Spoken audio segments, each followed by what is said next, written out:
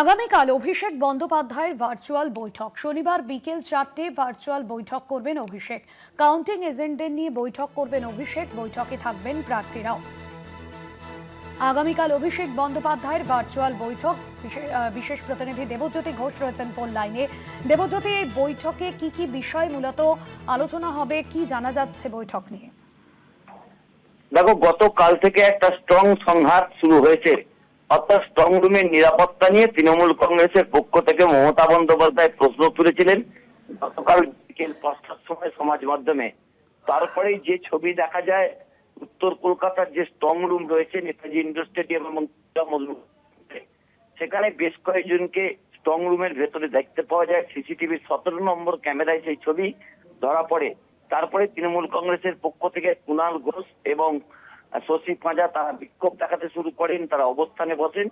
তারপরেই কিন্তু তৃণমূল কংগ্রেসের পক্ষ থেকে অভিষেক বন্দ্যোপাধ্যায় পুরো বিষয়টি নিয়ে মমতা বন্দ্যোপাধ্যায় দলনেত্রীর সঙ্গে কথা বলেন এবং সেই মতোই আগামীকাল বিকেল 4টের সময় অভিষেক বন্দ্যোপাধ্যায় ভার্চুয়ালি বৈঠক করবেন। সেখানে উপস্থিত থাকবেন তৃণমূল কংগ্রেসের যারা কাউন্টিং এজেন্ট রয়েছেন এবং প্রার্থীরা। এছাড়াও জেলার নেতৃত্ব উপস্থিত থাকবেন, বিশেষ করে জেলা সভাপতিরা উপস্থিত থাকবেন। সেই দিক থেকে অত্যন্ত গুরুত্বপূর্ণ আগামীকালের বৈঠক। অভিষেক বন্দ্যোপাধ্যায় কি কি বার্তা দেন, ইতিমধ্যে তৃণমূল নেত্রী মমতা বন্দ্যোপাধ্যায় পরিষ্কার করে জানিয়ে দিয়েছেন, যতক্ষণ না তিনি নির্দেশ দেবেন ততক্ষণ পর্যন্ত যাতে স্ট্রং রুমের কাছ থেকে কেউ না সরেন এবং কাউন্টিং হবার পরে দলের পক্ষ থেকে নির্দেশ না যাওয়া পর্যন্ত কেউ যাতে সার্টিফিকেট না নিয়ে স্ট্রং রুম না ছাড়েন তার নির্দেশিকাও দিয়ে সেই জায়গা থেকে আগামীকালের বৈঠক অত্যন্ত গুরুত্বপূর্ণ। ভাস্বতী, ধন্যবাদ জানাবো দেবজ্যোতি।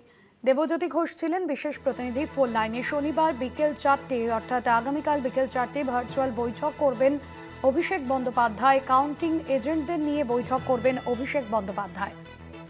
বৈঠকে তৃণমূলের প্রার্থীরাও থাকবেন বলে জানা যাচ্ছে।